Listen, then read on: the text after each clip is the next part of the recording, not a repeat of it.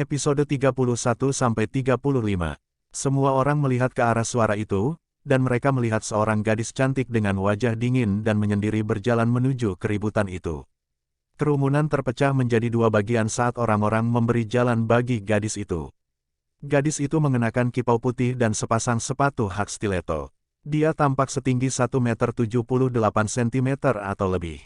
Rasa bangga dan mendominasi terpancar dari matanya yang liar dan berkilau, membuat banyak pria dan wanita yang kurang percaya diri menundukkan kepala. Seolah-olah gadis itu adalah seorang ratu dari dunia es. Siapa dia? Beraninya dia berbicara mewakili Chen Fan. Salah satu penonton bertanya dengan nada meremehkan. Mereka yang sudah mengenali gadis itu terkejut dengan pertanyaan berani dari penonton. Salah satu dari mereka buru-buru menutup mulut penonton dan berkata, "Apakah kamu gila? Itu putri keluarga Wei. Putri keluarga Wei." Orang yang melihatnya bergumam, dan ketika kesadaran akhirnya muncul di benaknya, wajahnya menjadi lebih pucat daripada selembar kertas perkamen.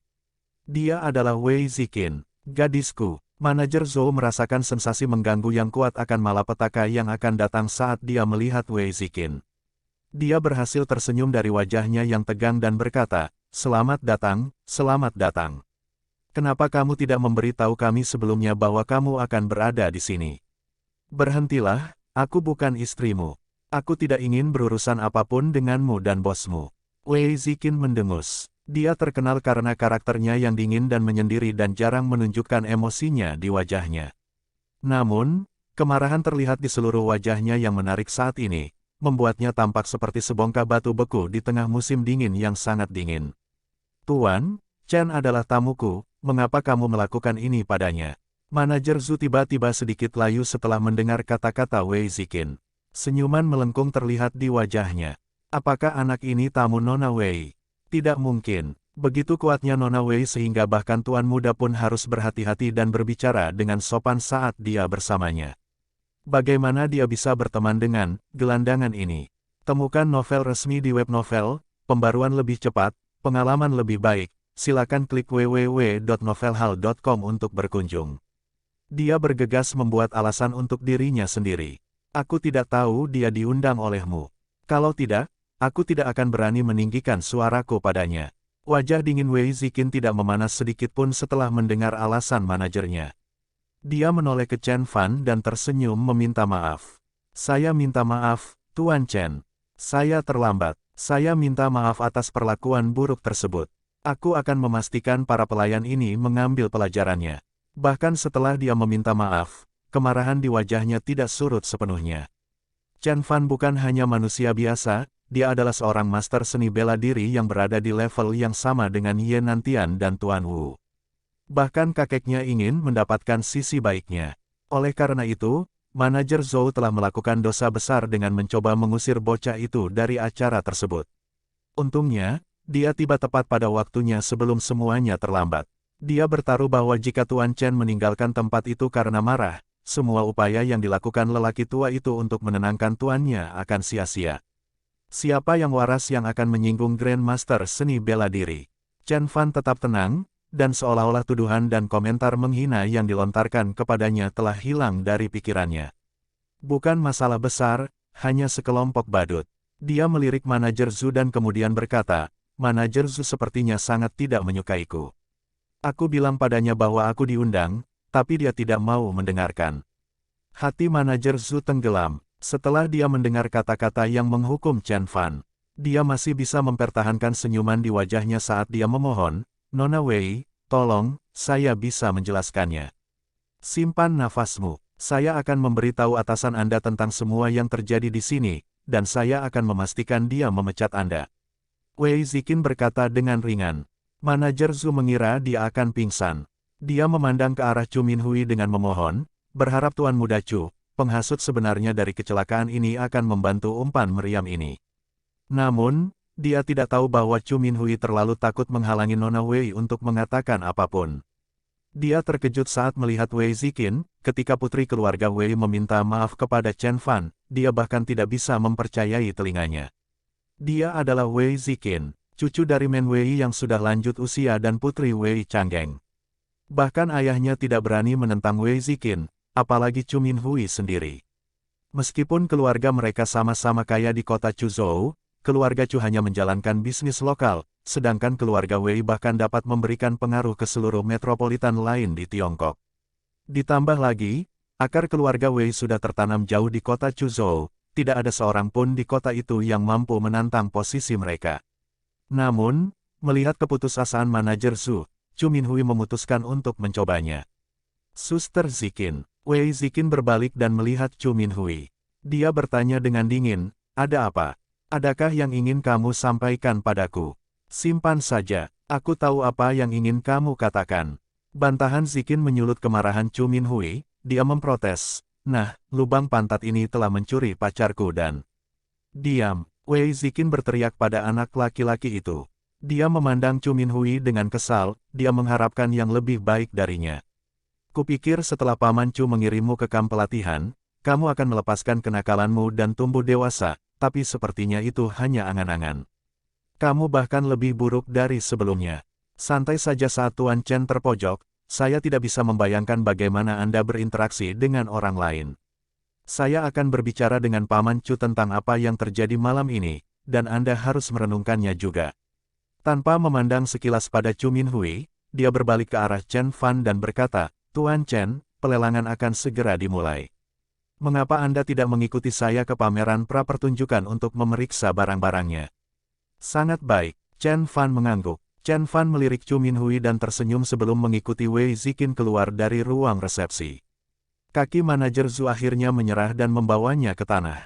Chu Minhui mengertakkan gigi dan mengepalkan tinjunya, melelahkan untuk menekan api yang membakar di dalam perutnya.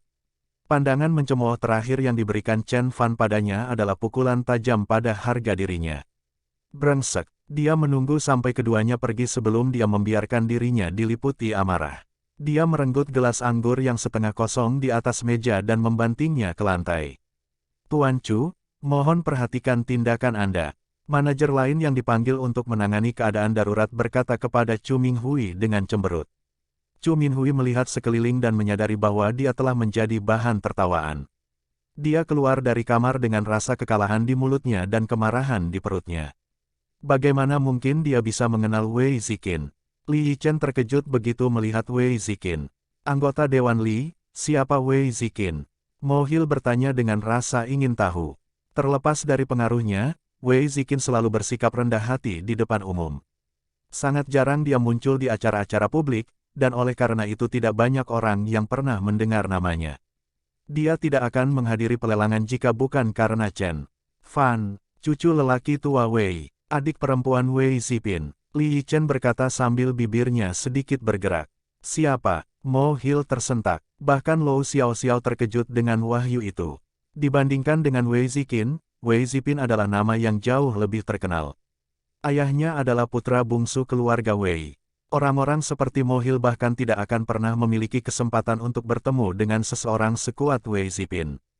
Karena Wei Ziqin adalah saudara perempuan Wei Zipin, mereka bertaruh bahwa Wei Ziqin setidaknya sama berpengaruhnya dengan pamannya. "Saya ingat putra bungsu Patua Wei adalah yang paling tidak berhasil." "Siapa ayah-ayah Wei Ziqin? Putra tertua atau yang kedua?" kata Li Yichen. "Oh, sial, kita sudah selesai, kita kacau.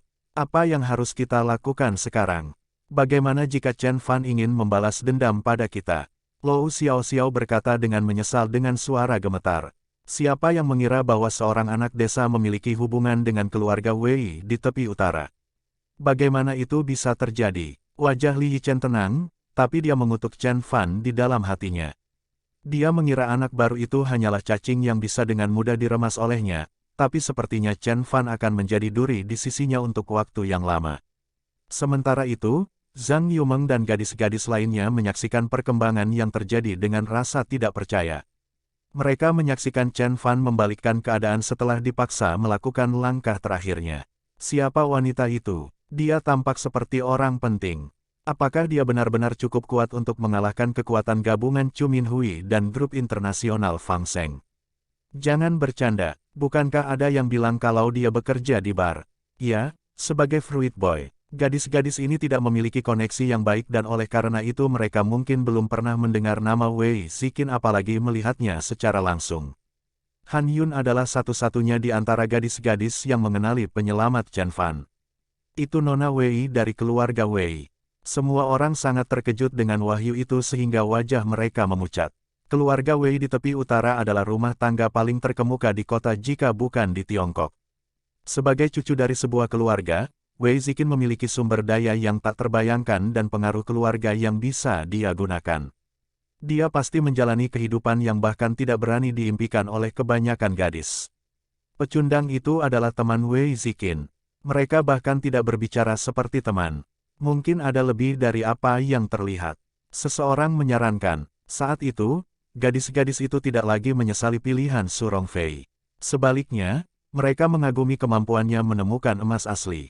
Semuanya terjadi begitu cepat sehingga Su Rongfei masih acak-acakan. Tapi setelah beberapa saat, dia akhirnya menenangkan diri. Jiang Churan mendatanginya, menarik tangannya dan berkata, "Dia sudah pergi, mengapa kamu masih berdiri di sini?" Meskipun suara Jiang Churan datar, hatinya dipenuhi dengan emosi yang bertentangan. "Jadi, apakah itu pelindungmu? Putri rumah Wei, tidak heran Anda berani meremehkan Chu Minhui." Jiang Churan berpikir dalam hati dan kemudian menghela nafas ringan. Si Yingxia dan yang lainnya tidak percaya dengan apa yang baru saja mereka lihat. Berdiri dengan kaki terakhirnya, Chen Fan tertawa terakhir setelah dukungannya akhirnya muncul. Ketika Chang Wen dan yang lainnya mendengar identitas asli Wei Ziqin, wajah mereka menjadi pucat karena terkejut. Paman Chang Wen adalah manajer grup internasional Fang Seng, setingkat dengan manajer Su. Melihat betapa mudahnya Wei Ziqin memecat manajer Su, Chang Wen bertaruh bahwa akan mudah bagi Chen Fan untuk membalas dendam hanya dengan membisikkan ketidakpuasannya kepada Wei Ziqin. Siapa yang mengira dia adalah teman Wei Ziqin? Ji Xingyu berseru tidak percaya. Wei Ziqin jauh lebih berbeda dibandingkan gadis lain seperti Jiang Churan dan Su Rongfei. Meskipun dia biasanya menyimpan segala sesuatunya untuk dirinya sendiri, sebagian besar warga kelas atas kota Chuzhou mengetahui namanya dengan sangat baik. Ayahnya telah menemui hambatan selama usaha bisnisnya dan berharap dapat mendorong pengaruh keluarga Wei ke tingkat yang lebih tinggi. Di hadapan orang berpengaruh seperti itu, bahkan Li Yichen dan Chu Minhui tidak akan terlalu menunjukkan rasa hormat pada Ji Xingyu. Si Yingxia terdiam sesaat lalu berkata, "Ayo pergi." Dia berbalik dan memulai. Mereka tahu bahwa dengan sekutu kuat yang mendukung Chen Fan, mustahil bagi mereka untuk menantangnya. Ji Xingyu menghela nafas dan mengikuti si Yingxia keluar dari aula. Namun, Chang Wen berdiri di belakang. Pikiran yang menghitung berkedip-kedip di matanya saat dia memikirkan langkah selanjutnya. Fang Seng International Group adalah milik paman kedua saya. Namun, saya khawatir Anda akan ragu untuk datang ke acara yang diselenggarakan oleh orang seperti dia, jadi saya tidak menceritakan semuanya kepada Anda. Saya minta maaf atas apa yang terjadi di sana. Wei Ziqin berkata dengan nada meminta maaf. Tidak apa-apa, aku harus berterima kasih padamu karena telah mengeluarkanku dari kekacauan itu. Chen Fan berkata dengan ringan. Meskipun suara Chen Fan tidak menunjukkan tanda-tanda dendam, hati Wei Ziqin tercekat saat dia merasakan nada tidak senang itu. Jika Chen Fan hanyalah orang biasa, dia mungkin percaya padanya bahwa dia akan membiarkan masalahnya. Namun, dia tahu bahwa Chen Fan adalah guru transenden, dan dia tidak akan sanggup menerima penghinaan seperti itu. Sambil berpikir, Wei Ziqin buru-buru menjawab, "Chu Minhui adalah anak yang bodoh, tapi aku telah melihatnya tumbuh besar, jadi aku ingin memohon padamu untuk mengampuni dia sekali saja. Tolong." Oh, Chen Fan berhenti dan berbalik memandang Wei Ziqin dengan setengah tersenyum. Melihat ketidakpedulian di mata Chen Fan, dia tahu intuisinya benar. Perlahan, wajahnya berubah menjadi memohon. Jiang Churan mengira Wei Ziqin adalah pendukung Chen Fan, tetapi dia tidak tahu bahwa Chen Fan tidak membutuhkan dukungan siapapun. Namun, Chu Minhui sangat kuat, jika Chen Fan ingin dia mati, dia bisa membunuhnya dengan menjentikkan jari. Dia akan melakukan hal itu tepat sebelum Wei Ziqin muncul di acara tersebut. Dia terkejut bahwa gadis itu bisa merasakan niatnya yang tersembunyi. Keduanya saling berpandangan selama 30 detik, dan melihat bahwa Wei Ziqin bersikeras dalam permohonannya, Chen Fan akhirnya menyerah dan mendengus dingin. Dia akan mati jika itu terjadi lagi. Setelah mengatakan itu, dia mengalihkan pandangan dari wajah pucat Wei Ziqin. "Ya," Wei Ziqin menjawab pelan. Dia menunduk dan mulai mengejar Chen Fan. Dia mengingatkan dirinya sendiri untuk berbicara serius dengan Chu Minhui agar dia tidak mendapat masalah lagi. Setelah melihat sekilas siapa sebenarnya Chen Fan, Wei Ziqin akhirnya memahami kesenjangan yang tidak dapat diatasi antara dia dan Chen Fan. Dia mulai menjadi lebih berhati-hati ketika berbicara dengan Chen Fan. Setelah keduanya meninggalkan aula, mereka disambut oleh seorang lelaki tua. Ini Paman Lin, tangan kanan paman kedua saya. Dia akan menunjukkan kepada kita barang-barang yang akan dilelang sebelum lelang dimulai. Wei Ziqin berkata sambil tersenyum. Terima kasih atas perkenalannya, misi. Silakan lewat sini. Lelaki tua itu mengenakan setelan yang rapi dan disetrika dengan cermat. Sikapnya yang pemarah dan tenang mirip dengan seorang kepala pelayan dari rumah tangga Inggris. Saya telah mendengar bahwa Xiao Zhu telah menyinggung tamu kami. Anak itu pantas mendapat hukuman. Orang tua itu berbicara sambil memimpin jalan, sementara itu, dia tidak melakukannya, jangan melihat Chen Fan sekalipun. Sebagai penasihat Wei Sanye yang paling terpercaya, Paman Lin adalah salah satu orang paling berpengaruh di grup internasional Fang Seng. Setiap warga negara kelas atas yang kaya harus menyambutnya dengan penuh rasa hormat, dan oleh karena itu, dia tidak menganggap serius seseorang seperti Chen Fan. Biarlah itu memecat manajer Zhu atau menjamu tamu, Paman Lin tidak akan menurutinya tanpa perintah langsung dari Wei Ziqin. Namun, seperti anjing keluarga yang tua dan setia, begitu instruksi diberikan kepadanya, dia mengikuti instruksi tersebut hingga tuntas. Barang-barang ini dikumpulkan oleh tuan ketiga dari seluruh dunia. Dia tidak mengeluarkan biaya apapun untuk mengumpulkan koleksi yang begitu mengesankan. Yang ini adalah batu safir dari Afrika Selatan. Rumornya, batu ini bisa mendatangkan rejeki besar bagi pemakainya. Yang ini adalah kompas leluhur, dikatakan memiliki kemampuan untuk menarik kekayaan. Yang ini adalah batu giok lemak kambing bermutu tinggi. Dapat menangkal hawa dingin. Yang ini adalah segala jenis artefak memenuhi seluruh ruang pameran sampai penuh. Mereka akan segera dilelang dan dikagumi oleh semua orang kaya di kota Chuzhou. Paman Lin tidak bisa menahan rasa bangga dalam suaranya saat dia memeriksa setiap koleksi dengan sangat rinci. Apa pendapat Anda tentang artefak ini, Tuan Chen? Wei Ziqin bertanya dengan rasa ingin tahu. Chen Fan mengamati ruangan penuh barang antik dan menggelengkan kepalanya.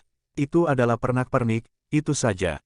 Dengan kekayaan pengetahuannya dalam segala hal magis, dia dapat dengan mudah membedakan artefak Dharma yang sebenarnya dari pernak-pernik biasa. Meskipun orang ingin mempercayai dugaan kekuatan artefak ini, Chen Fan tahu bahwa itu hanyalah pernak-pernik yang tidak berguna. Paman Lin tidak terkesan dengan apa yang didengarnya, bosnya telah menghabiskan banyak sumber daya untuk mengumpulkan harta karun ini, namun harta tersebut dengan mudah disingkirkan oleh seorang anak laki-laki berusia 16 tahun. Sepertinya aku harus mengeluarkan harta karun yang sebenarnya untuk memberi pelajaran pada anak muda ini. Mengingat hal itu, Paman Lin tersenyum pada Wei Ziqin. Nyonya, ini bukanlah harta yang paling berharga. Silakan lewat sini. Sangat yakin. Wei Ziqin mengikuti lelaki tua itu dengan penuh semangat. Lelaki tua itu membawa mereka ke tengah ruang pameran di mana sebuah manik berwarna-warni ditempatkan di dalam etalase yang dihias dengan mewah. Wei Ziqin bingung sesaat, lalu dia tiba-tiba menyadari sesuatu. Ini artefak Dharma yang akan dilelang. Memang, Paman Lin tersenyum puas. Dia memandang Chen Fan, dan yang mengejutkannya, bocah itu tampaknya masih tidak terlalu terkesan. Artefak itu mampu menyedot perhatian orang biasa manapun yang pertama kali melihatnya. Mereka yang terkena mantra artefak tidak akan bisa pulih untuk sementara waktu. Merupakan suatu prestasi luar biasa untuk dapat pulih secepat Wei Ziqin, tetapi Chen Fan tampaknya sama sekali tidak terpengaruh. Artefak Dharma ini adalah manik Zi yang dikenakan oleh seorang Buddha hidup dari Tibet. Dikatakan bahwa Buddha hidup lahir dengan manik ini di tangannya dan dia telah memakainya sejak saat itu hingga nirwana terakhirnya. Bos telah melakukan segalanya, ke Tibet sendirian untuk menerima berkah dari Buddha hidup dan membeli manik ini dengan beberapa juta yuan. Suara Paman Lin dipenuhi dengan arogansi saat dia memperkenalkan manik itu kepada kedua anak muda itu. Menakjubkan, Wei Ziqin mengangguk untuk memuji cerita di balik artefak langka itu. Paman Lin berseri-seri setelah mendengar pujian Wei Ziqin. Dia menoleh ke Chen Fan lagi, berharap melihat ekspresi terkesan di wajah anak laki-laki itu. Namun, Chen Fan menggelengkan kepalanya dengan kecewa. Sepertinya Tuan Chen tidak menyukai koleksi Tuan ketiga. Chen Fan berkata dengan lemah, ini mungkin tampak seperti artefak Dharma, tapi itu tidak terlalu jauh. Anda, Paman Lin diliputi amarah. Temukan novel resmi di web novel, pembaruan lebih cepat, pengalaman lebih baik. Silakan klik www.novelhall.com untuk berkunjung. Apa yang kamu ketahui tentang barang antik? Jika bukan karena Nona Wei, aku bahkan tidak akan membiarkanmu berdiri di sini, apalagi memberimu pemandangan harta karun seperti itu. Orang tua itu berpikir sendiri. Paman Lin mencibir pada Chen Fan dan bertanya dengan dingin, jika Tuan Chen yakin bahwa manik Kang Duozi ini bukanlah yang asli, maukah Anda menunjukkan kepada kami artefak Dharma yang sebenarnya? Artefak Dharma yang asli. Chen Fan memelototinya dan kemudian berkata dengan tenang, artefak Dharma yang sebenarnya adalah benda-benda seperti pedang terbang dan harta karun Dharma. Seseorang dapat menggunakannya untuk memanggil awan dan guntur di antara banyak kekuatan magis lainnya. Manik ini hanya dapat mengalihkan perhatian orang ketika mereka berbaring, pertama kali melihatnya. Selain itu, praktis tidak ada gunanya. Paman Lin tertawa mencemooh dan kemudian berkata, apakah kamu bercanda? Itu adalah legenda, tidak ada dalam kehidupan nyata. Tetapi kekuatan magis dari ini Zibet itu nyata. Anda benar-benar salah. Saya pikir klaim Tuan Chen berlebihan. Ekspresi mengejek muncul di wajah Paman Lin. Dia hanya selangkah lagi untuk menyebut bocah itu pembohong. Petik 2. Begitukah? Chen Fan tidak terpengaruh oleh tuduhan itu. Dia menunjuk dengan jari cekatan pada manik itu dan tiba-tiba menimbulkan ledakan besar di dimensi void. Suara ledakan yang keras tidak dapat terdengar di dunia nyata kecuali seseorang menghubungkan ki mereka ke dimensi yang lebih tinggi. Dalam sekejap, Chen Fan telah melepaskan energi jiwanya ke manik dan menghapus sisa energi jiwa dari pemilik sebelumnya. Lihat lagi, Chen Fan menarik kembali jari-jarinya dan berkata dengan wajah tenang. Ketika keduanya melihat lagi, mereka berdua terkejut. Tidak mungkin, Paman Lin berseru. Manik Zi tiba-tiba kehilangan kemampuan anehnya untuk menarik perhatian orang. Oh, itu sangat mungkin. Chen Fan menjelaskan, ia telah memperoleh sejumlah energi jiwa dari pemakainya sebelumnya, dan oleh karena itu mampu mempengaruhi perhatian orang biasa. Karena saya telah menghapus sisa energi jiwa, saya juga telah menghilangkan kekuatannya. Setelah mendengar penjelasan Chen Fan, rasa hormat muncul dalam diri Wei Ziqin. Dia tidak bisa menahan diri untuk tidak berseru, Tuan. Chen benar-benar seorang master. Sekarang sebenarnya tidak ada lagi yang istimewa tentang si Bet ini. Seperti yang dia katakan, itu hanya perhiasan biasa. Paman Lin menarik napas saat dia terkejut dengan kemampuan anak laki-laki itu. Kamu benar, anak muda. Saya telah meremehkan Anda. Chen Fan mengangguk sambil berpikir sendiri.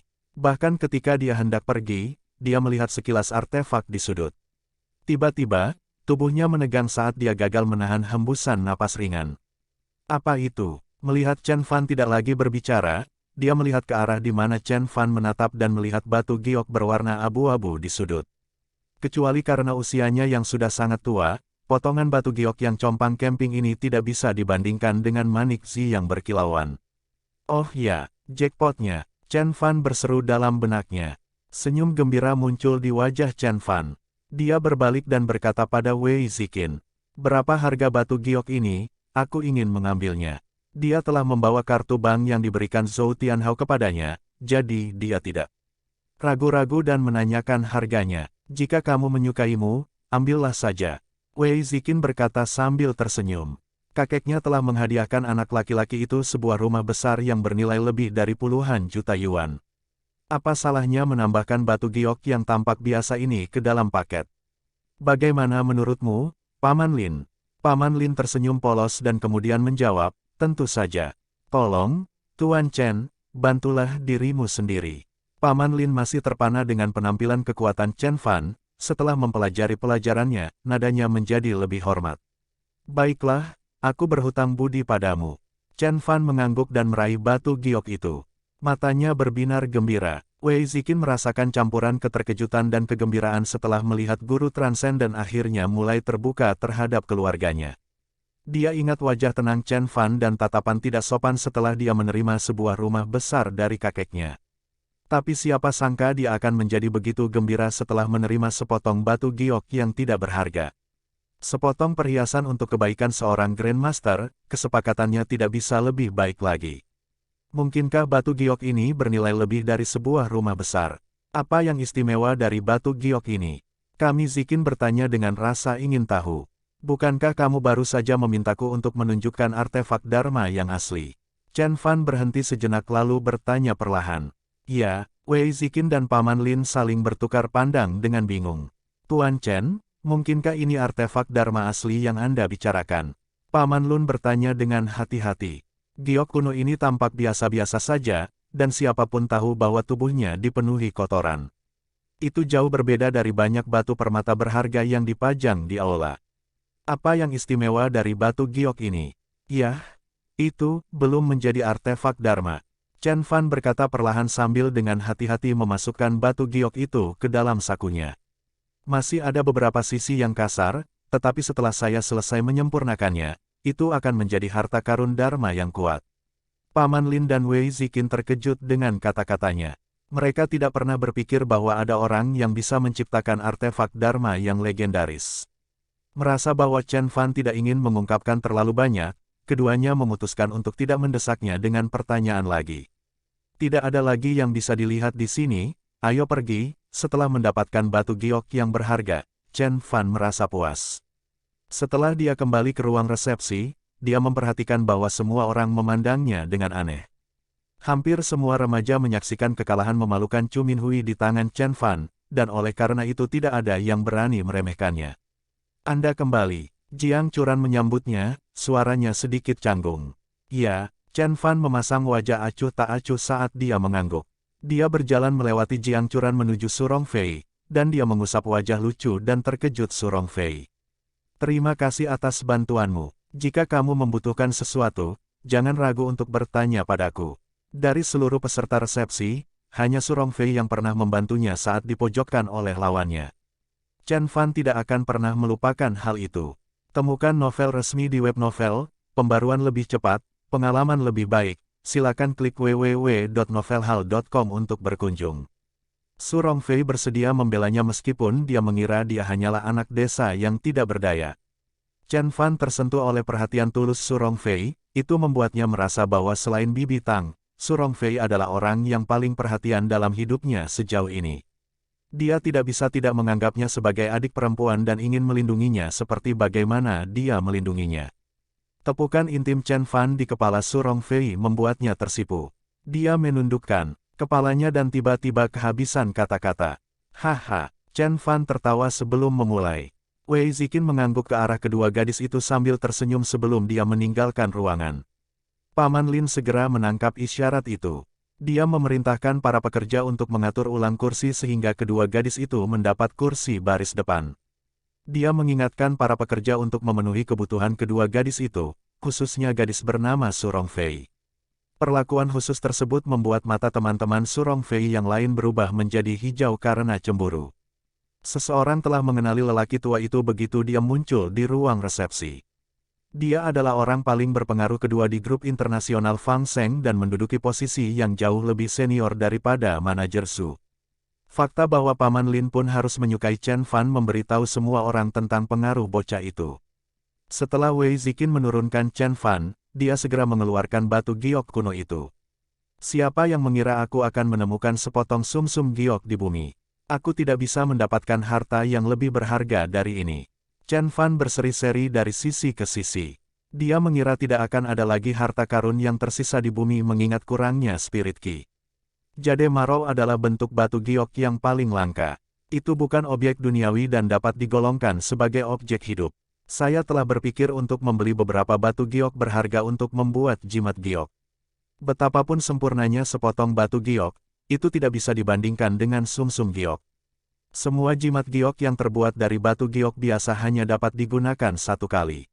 Namun, jimat yang terbuat dari jade marau dapat digunakan dan digunakan kembali tanpa batas waktu. Dia baru berada pada tahap pertengahan pendirian yayasan, dan karena itu dia masih harus hidup dengan tubuh duniawinya yang rapuh. Jika dia terkena peluru, tergantung di mana peluru itu mendarat, lukanya bisa berakibat fatal. Namun, dengan perlindungan artefak Dharma, seperti jimat giok, Chen Fan seharusnya mampu menangkal segala bahaya senjata api kaliber kecil. Ini adalah benda hidup pertama yang aku peroleh, aku harus menggunakannya dengan bijak. Siapa yang tahu berapa lama aku harus menunggu hingga aku bisa mendapatkan benda lain. Sambil berpikir, Chen Fan memprakarsai seni dan memanggil api sejati untuk membantunya membentuk kembali batu giok kuno. Setelah beberapa saat, batu giok kuno itu mulai mengeluarkan suara berderak saat ia melepaskan kulit terluarnya, memperlihatkan sepotong permata cemerlang, seukuran kepalan tangan bayi. Tekstur batu gioknya lebih halus daripada batu giok lemak kambing yang paling murni, dan permukaannya memiliki kilau yang hangat. Saya yakin itu akan mendapatkan harga yang bagus di pelelangan. Itu hanyalah pemikiran sekilas. Chen Fan tahu bahwa meskipun seseorang menawarinya 1 triliun yuan, dia tidak akan menjualnya. Jika saya berhasil membuat jimat batu giok, saya mungkin juga mendapatkan kehidupan kedua. Tidak ada uang yang bisa membelinya. Setelah saya selesai dengan yang ini, saya akan membuat beberapa lagi. 2 untuk orang tuaku, 1 untuk saudari An, dan 1 lagi untuk Xiao Qiong. Chen Fan berpikir dalam hati. Mereka adalah orang-orang yang sangat dia sayangi di dunia ini. Pikiran tentang Xiao Qiong memenuhi hatinya dengan emosi yang pedih. Dia mendongak ke arah langit selatan. Di ujung bintang-bintang adalah kota jin tempat cinta dalam hidupnya tinggal. Dia berpikir bahwa Xiao Qiong seharusnya duduk di kelas 12 seperti dia. Di kehidupan masa lalunya, mereka tidak bertemu lagi sampai mereka berada di universitas. Meskipun dia baru dilahirkan kembali selama sebulan lebih, dia sudah sangat merindukan Xiao Qiong. Xiao Qiong, tunggu aku. Aku tidak akan pernah mundur. Lagi, aku akan menjadi lebih kuat sehingga aku bisa melindungimu seumur hidupmu. Aku ingin mengatakan ini kepadamu dengan lantang dan jelas di depanmu, aku cinta kamu. Chen Fan bersumpah dalam hatinya, dalam kehidupan terakhirnya, kultivasinya tidak dapat mengimbangi kecepatan kehancuran hidupnya, dan oleh karena itu, dia gagal menyelamatkan orang-orang yang dicintainya. Namun, sekarang dia telah memasuki pertengahan tahap pendirian yayasan, membuat jimat giok adalah hal yang paling bisa dia lakukan untuk keluarganya. Setelah dia menenangkan diri, dia akhirnya siap untuk menciptakan artefak Dharma pertama yang dia miliki dalam kehidupan ini. Berbeda dengan pembuatan ramuan, hanya kultivator tingkat tinggi yang bisa berhasil menciptakan artefak Dharma. Biasanya, tingkat pencerahan ethereal adalah titik awal keberhasilan pembuatan artefak, tetapi Chen Fan tetap memutuskan untuk mencobanya. Hanya 3 siswa di kelas yang mengetahui apa yang terjadi di pelelangan, mereka adalah Xi Yingxia, Chang Wen dan Ji Xingyu. Sejak hari itu, Ji Xingyu telah menghentikan pelecehannya sementara Xi Yingxia tampaknya telah mengubah kemarahan dan kecemburuannya menjadi motivasi untuk belajar. Chang Wen, sebaliknya, mengalami perubahan 180 derajat dalam sikapnya terhadap Chen Fan. Dia memulai percakapan singkat dengan Chen Fan dari waktu ke waktu dan berusaha masuk ke lingkaran kecil teman-teman Chen Fan. Chen Fan melakukan penyempurnaan artefak secara perlahan tapi pasti. Karena kekuatan Chen Fan yang relatif rendah, dia hanya bisa mengandalkan kesabaran. Setiap hari, dia menyelesaikan tugas berat itu dengan mengukir prasasti kecil dan rune kejade Marau 1 serangan pada suatu waktu. Setelah beberapa hari, tubuh sumsum giok ditutupi dengan simbol dan prasasti Taoisme yang samar. Kata-kata dan simbol-simbol ini sangat kecil sehingga mungkin tidak terlihat oleh mata telanjang. Tanpa menggunakan alat apapun, Chen Fan telah mengukir simbol-simbol ini menggunakan energi misteriusnya. Eksekusi lukisan yang sempurna menunjukkan kendali luar biasa Chen Fan atas kekuatannya. Setelah beberapa malam bekerja keras, Chen Fan akhirnya dekat. Dia mengesampingkan jade Marau dan kemudian menghela nafas. Langkah pertama, selesai. Langkah selanjutnya adalah menumbuhkan semangatnya menggunakan esensi sejatiku hanya dengan memakainya sebanyak yang aku bisa. Di depannya, jimat giok melayang di udara dan bersinar terang. Setelah diperiksa lebih dekat, seseorang mungkin menemukan simbol emas yang tak terhitung jumlahnya terus mengalir dan bergerak di permukaan batu giok.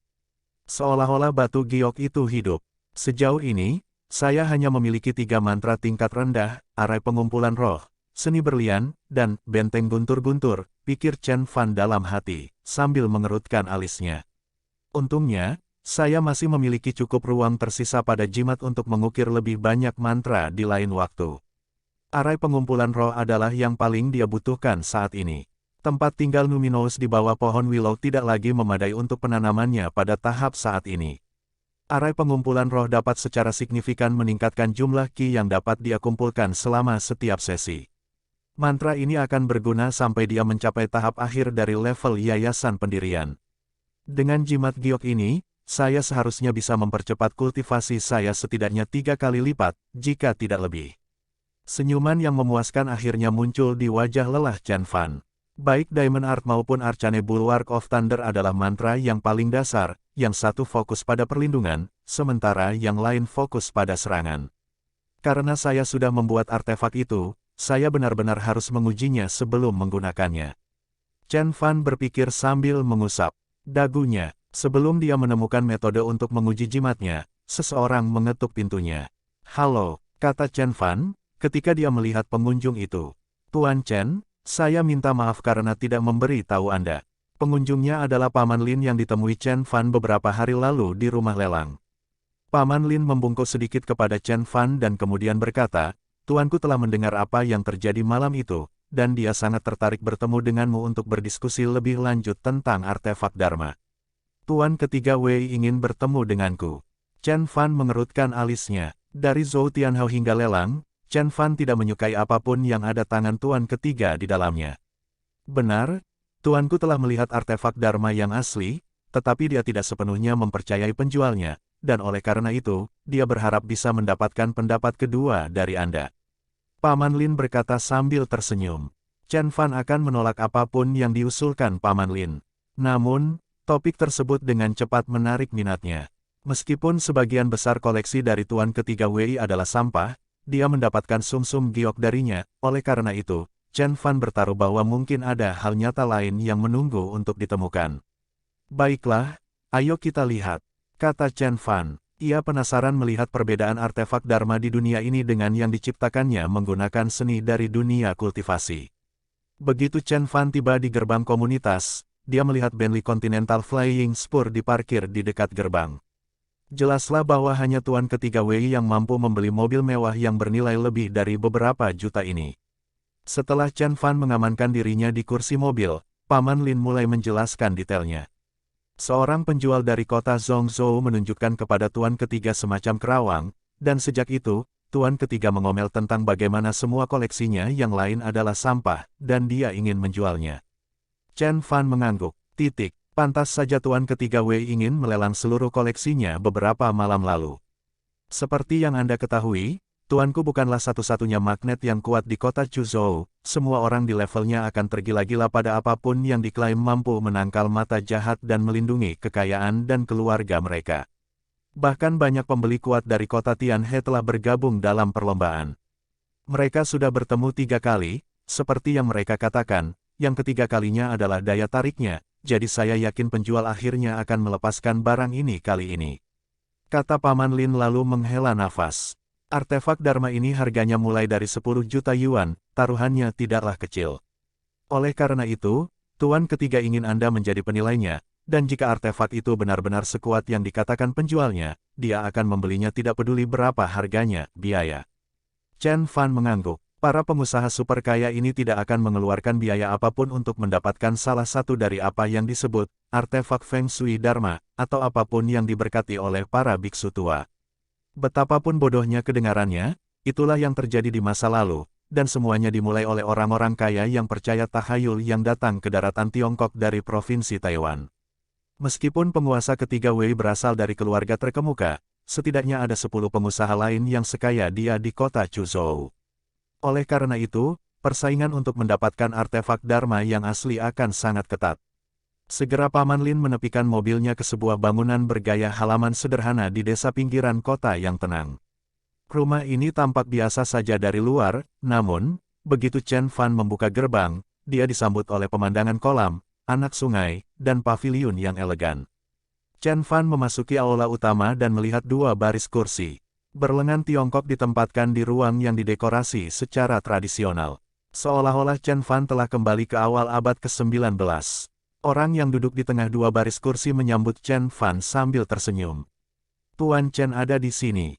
Chen Fan bertaruh bahwa pembicaranya adalah Tuan ketiga Wei. Wajahnya pucat tak bernyawa dengan 2 kantung besar di bawah matanya. Dia tampak lelah namun gelisah. Meski mengenakan pakaian mahal dari ujung kepala hingga ujung kaki, ia hampir tidak bisa mengenakannya. Chen Fan menggelengkan kepalanya saat dia mengingat tatapan benci Xiaoqi ketika dia menyebut tuan ketiga ini kepadanya. Putra ketiga tidak bisa dibandingkan dengan ayahnya bahkan ketika lelaki tua itu menderita luka dalam. Chen Fan masih memikirkan gambaran Tuan Wei saat pertama kali melihatnya, anggun dan tegas, dari waktu ke waktu, matanya berkilau karena kebijaksanaan seorang pengusaha veteran. Senang berkenalan dengan Anda, Chen Fan mengangguk sebagai balasan. Sebelum Chen Fan bisa berkata apa-apa lagi, seseorang yang duduk di kursi lain mencibir padanya. Tuan ketiga, apakah Anda menemukan seorang anak untuk menjadi penilai Anda? Apakah tidak ada satupun ahli yang mampu di kota Chuzhou? Saya dapat meminjamkan Anda satu jika Anda mau. Padanya, Xin Zong, kenapa kamu tidak tutup mulut, kalau tidak aku akan mengusirmu. Ini kota Chuzhou, bukan kota Tianhe. Oh, beri aku istirahat. Jika tuan kedua ada di sini, aku berjanji akan tutup mulut, dan jika itu adalah tuan pertama, sebaiknya aku berkemas dan kembali ke Tianhe. Tapi kamu bukan keduanya, kamu adalah tuan ketiga, dan kamu lemah. Duduk tepat di samping pria sombong itu adalah seorang senior berambut putih dengan setelan jas putih tradisional. Matanya yang setengah tertutup tidak bergerak dan bahkan tidak beralih ke Chen Fan ketika dia masuk. Anda, karena marah, penguasa Wei yang ketiga membanting meja dan menggeram ke arah Xin Zong dengan marah. Xin Zong tidak terpengaruh, dia terus duduk dengan nyaman di kursi berlengan dan membiarkan rasa hina dan hina merayapi seluruh wajahnya. Hentikan, seorang lelaki tua berjas tradisional berkata dengan cemberut. Jangan pedulikan dia, tuan ketiga. Kami tahu bahwa Xin Zong tidak memiliki filter, dia tidak pernah berubah setelah bertahun-tahun. Petik 2. Silakan, tuan muda, duduklah. Mendengar kata-kata lelaki tua itu, tuan ketiga Wei akhirnya menahan amarahnya dan duduk. Ternyata lelaki tua berjas tradisi itu adalah orang berpengaruh di kelompok itu. Paman Lin mendekati Chen Fan dan membisikkan beberapa penjelasan. Pria sombong bernama Xin Zong itu adalah orang kaya, pengusaha dari kota Tianhe. Dia menjalankan perusahaan perdagangan internasional dan sebagian besar waktunya tinggal di luar negeri. Dia sangat pandai di kota Tianhe dan cukup berpengaruh bahkan di kota Chuzhou. Tuan ketiga Wei juga memiliki perdagangan internasional perusahaan dan merupakan pesaing Xin Zong. Usaha bisnis keduanya sering berselisih satu sama lain saat mereka bersaing untuk mendapatkan kontak. Pria tua berambut putih yang megah itu diundang oleh Xin Zong untuk memberikan wawasan tentang kualitas artefak tersebut. Yang tua pria berjas tradisional bernama Zhen Jiulin, dan dia adalah salah satu tokoh terkemuka di kota Chuzhou. Portofolionya mencakup semua jenis industri seperti hotel, konstruksi, layanan kesehatan, transportasi, dan bahkan jaringan toko serba ada. Julukannya adalah setengah kota, karena banyaknya properti di kota Chuzhou yang mencantumkan namanya. Dia adalah orang terkaya kedua di kota setelah Zheng Ronghua. Orang-orang biasanya memanggilnya Pak Tua Zhen.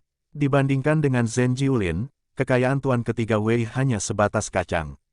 Jika dia bukan dari keluarga Wei yang perkasa, tuan ketiga bahkan tidak akan bisa duduk satu meja dengan Zhen Jiulin. Terima kasih. Chen Fan mengangguk. Dia melihat melewati Xin Zong dan mengamati lelaki tua berambut putih yang sepertinya sedang melamun. Setelah Chen Fan duduk, Zhen Jiulin berkata perlahan tapi percaya diri. Semuanya ada di sini sekarang.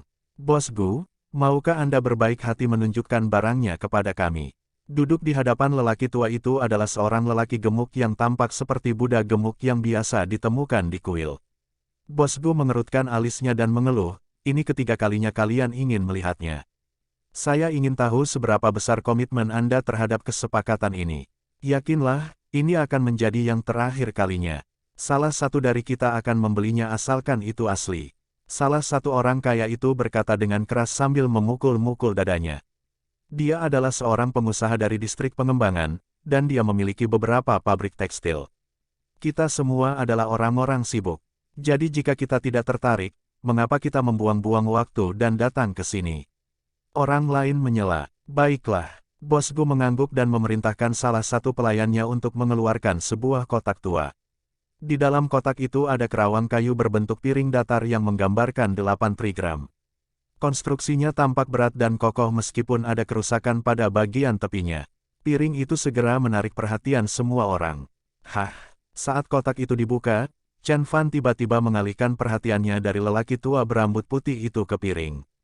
Ketika dia melihat pola 8 trigram di piring, dia tidak bisa menahan nafas. Bagaimana pendapat Anda tentang hal ini, Tuan Chen? Tuan ketiga masih dalam suasana hati yang buruk setelah konfrontasi, dan oleh karena itu, suaranya dipenuhi ketidaksabaran. Bahkan sekarang, dia menyesal mengundang Chen Fan. Dia tidak pernah percaya bahwa seorang anak SMA bisa mengetahui apapun tentang artefak. Namun, karena putus asa, dia menerima saran bawahannya dan mengundang Chen Fan. Sebuah kesalahan besar. Anak laki-laki itu tidak terlihat luar biasa, dan tidak bisa dibandingkan dengan pria tua berambut putih yang dibawa oleh Xin Zong. Kesalahan perhitungannya telah mendorong saingannya, Xin Zong, untuk memanfaatkan kesempatan emas untuk menghinanya. Temukan novel resmi di web novel, pembaruan lebih cepat, pengalaman lebih baik, silakan klik www.novelhall.com untuk berkunjung. Bahkan ketika tuan ketiga menyesali kesalahannya, dia mendengar Xin Zong berbicara lagi. Apa yang diketahui seorang anak kecil tentang artefak Dharma? Ayolah, berapa kali kita harus melakukan ini? Ayo kita menawarnya sekarang. Chen Fan tersenyum, tapi dia tetap diam. Chen Fan memang kaget saat menatap piringnya. Dia terkesan bukan oleh piring itu sendiri, tapi oleh apa yang ada di atasnya. Piring itu ditutupi dengan prasasti yang membentuk susunan Dharma. Fungsinya sangat mirip dengan arai pengumpulan roh yang dia gunakan pada jimat giok. Namun, kekuatannya jauh lebih rendah daripada yang diciptakan oleh Chen Fan. Siapa yang mengira artefak seperti itu akan ada di bumi? Ini seperti prototipe kasar artefak Dharma. Chen Fan menggelengkan kepalanya dan kecewa dengan kekuatan artefak itu. Selain itu, piring ini jelas telah mengalami hari-hari yang lebih baik. Penggunaan selama beberapa dekade, bahkan berabad-abad telah berdampak buruk pada konstruksinya. Penggunaan lagi akan menghancurkan artefak ini menjadi beberapa bagian. Melihat keserakahan di mata semua orang, Chen Fan memutuskan untuk menyimpan rahasia itu untuk dirinya sendiri. Lagi pula tak satu pun dari mereka menganggapnya serius. Melihat Chen Fan tidak berbicara, kata tuan ketiga, Tuan Qi, tolong, akan melakukan. Petik 2, penilai lain berdiri dan menghampiri artefak itu. Semua orang memperhatikannya dengan penuh harap karena dia akan menjadi salah satu penentu kualitas benda ajaib ini. Tuan Qi mengeluarkan kompas tua dari sakunya, dan dia mengelilingi kotak kayu itu 3 putaran. Sementara itu, dia menggumamkan sesuatu pada dirinya sendiri dengan wajah serius. Hati semua orang tercekat saat mereka menatap lelaki tua itu dengan penuh harap. Tuan Chen adalah satu-satunya yang berhasil tersenyum dan berkata, Guru Qi adalah salah satu penilai barang antik yang paling dihormati. Apapun mulai dari artefak Feng Shui Dharma hingga artefak yang diberkati oleh para biksu yang dihormati, tidak ada yang bisa lolos dari tatapan matanya yang tajam. Petik 2. Setelah dia mengatakan itu, sebagian besar orang di aula mengangguk setuju. Namun, Xin Zong tidak setuju dengan yang lain, dia tersenyum menghina dan kemudian berkata, dia hanyalah seorang amatir dibandingkan dengan Master Wu kita. Kata-kata Xin Zong tidak disukai sebagian besar orang di aula. Master Qi mendengus dan berkata, kekuatanku sangat kecil. Meskipun aku tahu bahwa artefak ini memiliki sifat sihir, aku tidak bisa mengetahui fungsi pastinya. Aku ingin tahu apakah Master Wu bisa menjelaskannya. Master Wu yang berambut putih perlahan membuka matanya, dan dia menatap Master Qi dengan pandangan menghina. Wajah Master Qi memerah karena pandangan Master Wu. Petik 2. Kamu tidak berpengalaman, itu sebabnya kamu tidak akan bisa melihat apa yang sedang terjadi. Kata-katanya penuh dengan kesombongan dan kesombongan. Wajah banyak pria kaya dan berkuasa menjadi hitam setelah mendengar dia secara terbuka menghina penilai mereka, Master Qi. Namun, Master Qi mengaitkan tangannya di belakang punggungnya sambil menyeringai dingin, seolah-olah dia tidak sabar untuk melihat Tuan Wu dipermalukan oleh ketidakmampuannya. Dia telah menggunakan kompas leluhurnya untuk menyelidiki kerawang tersebut, dan dia dapat mengetahui bahwa artefak ini memang benar kuat. Namun, ia masih dalam keadaan tidak aktif, dan dia tidak tahu cara mengaktifkan kembali kekuatannya. Dia ragu Tuan Wu yang sok bisa melakukan yang lebih baik darinya. Di bawah pandangan semua orang yang penuh harap, Tuan Wu bangkit dari kursinya dan berjalan menuju pelat 8 trigram. Dia menutup matanya sementara jari-jarinya menelusuri beberapa isyarat tangan. Tiba-tiba, semua orang terkejut saat mengetahui bahwa lengan baju Guru Wu yang panjang dan berkibar mulai bergerak di udara yang tidak berangin. Seolah-olah dia telah menyembunyikan blower di dalam lengan baju berukuran besar itu. Ini, wajah Tuan Qi memucat saat melihatnya. Matanya terpaku pada lelaki tua itu saat dia bergumam, Dao Transcendent. Petik 2. Hur, Tuan Wu menginjak tanah sambil mendengus dengan suara menggelegar yang dalam yang mengagetkan semua orang. Dia kemudian menunjuk dua jari ke arah 8 trigram dan meniupnya. Seuntai kabut putih keluar dari mulutnya dan menyentuh pelat 8 trigram. Tiba-tiba, piring itu bergetar seolah-olah telah hidup kembali. Segera setelah 8 prasasti Dao muncul, suhu di aula tampaknya telah turun beberapa derajat, dan orang-orang dapat merasakan angin sepoi-sepoi mencium pipi mereka. Seolah-olah mereka berada di tengah musim semi. Ini, semua. Orang di aula tidak percaya bahwa mereka melihatnya. Mereka memusatkan pandangan mereka pada pelat 8 trigram yang bergetar. Artefak Dharma, yang ini nyata. Bos Yan, Raja Tekstil, berteriak kegirangan. Tuan ketiga Wei menepuk pahanya dengan gembira saat dia menatap artefak itu tanpa berkedip. Bahkan yang paling tenang di antara mereka semua, Pak Tua Zen, diliputi rasa gentar saat keserakahan muncul di matanya. Namun, kegembiraan di sekitar Master Wu tampaknya telah membuatnya salah paham. Dengan lebih sombong dari sebelumnya, dia mendengus, dan kemudian mengakhiri mantra yang mengungkapkan kekuatan sebenarnya dari artefak tersebut. Pelat 8 trigram tiba-tiba berhenti berkelahi dan tergeletak tak bergerak di dalam kotak. Suhu di dalam aula naik kembali, dan kemudian segalanya tampak kembali normal. Jadi sekarang kamu sudah tahu siapa master sebenarnya, bukan? Xin Zong tersenyum puas. Orang-orang kaya dari Chuzhou memandang Xin Zong dan Tuan Wu dengan lebih hormat dan kagum. Beberapa bahkan memutuskan untuk berteman dengan Guru Wu yang perkasa. Dia adalah master sejati, dan jauh lebih kuat dan berpengalaman daripada Master Qi. Tuan Qi tersenyum kecut dan kemudian membungkuk pada Tuan Wu. Saya minta maaf atas perilaku kurang ajar saya. Tuan Wu duduk di kursinya tanpa berkata apa-apa, dan dia dengan cepat kembali ke keadaan setengah tertidur sebelumnya, dan setengah terjaga. Dia membiarkan Guru Qi tergantung di sana untuk sementara waktu dan kemudian menjawab, jadi kamu tahu, keadaan transenden. Kamu tidak menyia-nyiakan hidupmu sama sekali. Guru Qi berhasil tersenyum dan tidak menanggapi ucapan menghina Guru Wu. Lagi pula, si berambut putih jauh lebih berpengalaman darinya. Dia menghela nafas dan kemudian kembali ke tempat duduknya. Saat dia duduk, dia merasa sudah terlalu tua untuk melakukan pekerjaan ini. Semua reputasi yang dia bangun di Chuzhou semuanya akan dibuang setelah hari ini. Saat Chen Fan melihat Master Wu menampilkan karya seninya, minatnya langsung terguncang. Pria ini memiliki kekuatan Dharma. Meskipun kekuatan dharmiknya kurang baik dalam hal kualitas maupun kuantitas, itu merupakan pencapaian yang cukup baik bagi seorang seniman bela diri. Saya bertaruh dia seharusnya berada pada tahap pertengahan tingkat pendirian yayasan. Jadi dialah yang disebut sebagai pengikut Dao di dunia ini. Chen Fan sangat bersemangat dan terkejut pada saat bersamaan. Namun, meskipun Master Wu telah mencapai level yang sama dengan Chen Fan, kekuatan seniman bela diri bagi kultivator dengan level yang sama seperti universitas tingkat ketiga hingga universitas tingkat pertama. Keduanya adalah universitas, tetapi semua orang tahu bahwa hanya universitas tingkat pertama yang benar-benar unggul. Temukan novel resmi di web novel, pembaruan lebih cepat, pengalaman lebih baik. Silakan klik www.novelhal.com untuk berkunjung. Dengan kata lain, meskipun mereka berada pada level yang sama, kekuatan Master Wu jauh lebih rendah. Tampaknya orang-orang di bumi telah mengikis permukaan budidaya.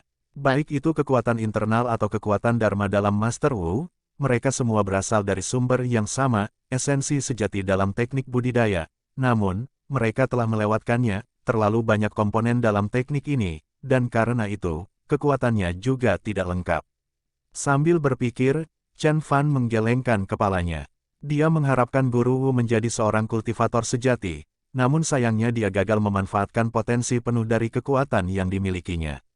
Seolah-olah dia menggunakan AK-47 sebagai kayu bakar. Tuan ketiga Wei memasang wajah tegang saat kemarahan membara di dalam dirinya.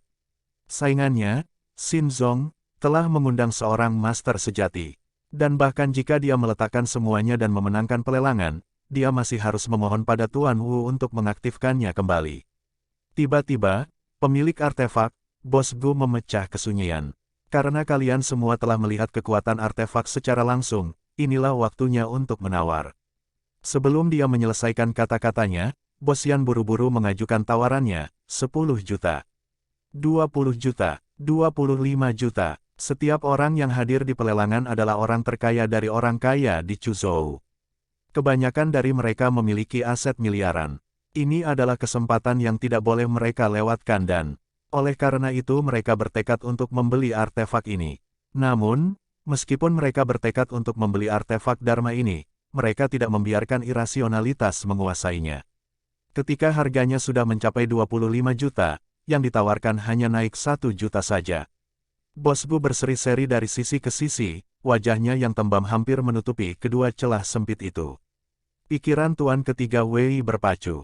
Dia sangat menginginkan artefak Dharma, tetapi dia juga takut saingannya akan memanfaatkan keputusasaannya dan menyeretnya ke dalam perang penawaran. Tunggu, tiba-tiba, Xin Zong menghentikan pelelangan.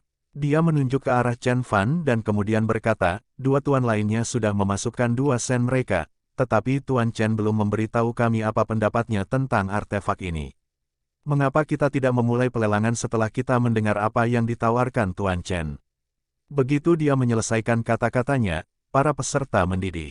Master Wu telah mengaktifkan artefak Dharma dan mengungkapkan kekuatannya kepada semua orang. Tidak ada yang akan membantah bahwa mereka merasakan perasaan yang begitu menggembirakan dan menyegarkan ketika artefak itu memanggil angin sepoi-sepoi itu. Rasanya seperti membenamkan diri di dalam bak mandi air panas. Setiap orang yakin bahwa jika mereka membuka diri di bawah pengaruh manfaat tersebut, mereka tidak akan pernah sakit lagi. Kesimpulannya sudah final, jadi tidak perlu mendengar apa yang dikatakan anak muda itu. Namun, semua orang tahu bahwa permintaan Xin Zong tidak ada hubungannya dengan artefak itu, dia hanya ingin Tuan ketiga Wei kehilangan muka. Tuan ketiga Wei memasang wajah tegang dan tetap diam. Hehe. Seorang gadis yang berdiri di belakang Patua Zen tiba-tiba tertawa terbahak-bahak. Xiao Yun, apa yang terjadi? Patua Zen bertanya dengan tidak senang. Dia adalah keponakan jauh dari Patua Zen. Dia dan orang tuanya berselisih satu sama lain karena persetujuan orang tua terhadap pacarnya. Patua Zen telah memutuskan untuk mengambil gadis itu sebagai lingkungannya untuk membimbingnya. Ketika dia sudah siap, Patua akan memberinya posisi manajer di salah satu dari banyak perusahaannya. Dia selalu berperilaku sopan dan penuh hormat di acara-acara sosial dan jarang melakukan kecerobohan seperti tertawa terbahak-bahak di depan tamu pamannya. Wanita itu mengenakan setelan bisnis, dan dia adalah anggota tertua dari kelompok Surong Fei, Han Yun. Saat Chen Fan masuk ke aula, Han Yun mengenali Chen Fan dan bertanya-tanya mengapa Chen Fan muncul sebagai penilai. Mendengar kecerobohannya dan menarik perhatian Patua Zen, Han Yun menjelaskan dengan suara pelan. Meski suaranya tipis, semua orang bisa mendengar apa yang dia katakan dengan keras dan jelas. Setelah mengetahui bahwa Chen Fan hanyalah seorang siswa sekolah menengah dari sekolah menengah Ivy League dan dia bekerja di bar sebagai pelayan, semua orang memandang Chen Fan dengan ekspresi menghina di wajah mereka. Senyum lebar merekah di wajah Xin Zong, dan kemudian dia mulai tertawa. Wajah Tuan ketiga Wei memerah, dan dia memelototi Paman Lin, mengecamnya karena telah memberinya pecundang. Berantakan sekali. Patua Zen menggelengkan kepalanya. Patua mungkin menghormati teman Wei Changgen, tapi anak laki-laki ini hanyalah teman putri Wei Changgeng. Dia menyesalkan kecerobohan Tuan ketiga Wei karena membawa serta seorang pekerja yang tidak punya akun ke pertemuan penting tersebut. Itu adalah tindakan yang memalukan bagi keluarga Wei. Aku ragu Xin Zong akan membiarkannya begitu saja. Patua Zen mengerutkan alisnya dan berpikir sendiri. Lihatlah, Xin Zong tertawa dan berkata, siapa bilang seorang master tidak boleh bekerja di bar? Saya percaya pada penilaian Tuan ketiga. Jangan pedulikan mereka, Tuan Chen, saya percaya pada Anda. Dia berkata dengan sinis. Tindakannya tidak cocok dengan magnet kaya lainnya dari kota Chuzhou. Mereka berada di tim yang sama dengan Tuan ketiga. Jika Tuan ketiga kehilangan muka, mereka juga akan kehilangan muka. Han Yun akhirnya menyesali perbuatannya. Dia seharusnya tidak membuka kedok Chen Fan karena tampaknya itu menjadi bumerang baginya. Di hadapan tatapan mencemooh dan cibiran semua orang, Chen Fan memandang Xin Zong dengan tenang dan berkata, apakah kamu yakin ingin aku menguji artefak itu?